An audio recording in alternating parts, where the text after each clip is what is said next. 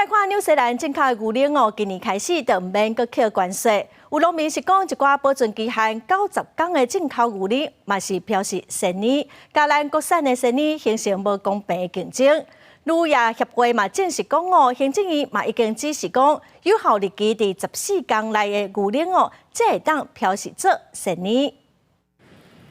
国内粮品的竞争，因为大两经济合作协定生效，纽西兰进口零用零关税进口，对国内劳动造成真大压力。劳动烦恼进口零品保存期限有90天，所挂名限令对国产限令加做无公平竞争。营业协会都向政府强烈建议，要求零品的确实标示效期。那这个呢，是第一个给我们台湾的肉农有一个竞争的公平机会了。 不能够，我们同样鲜奶，国外奶70天、90天也叫鲜奶，这个是不公平的。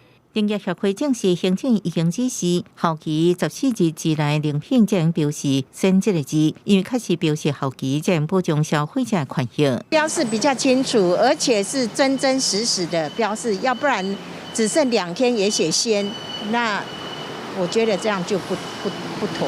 我会看标志的。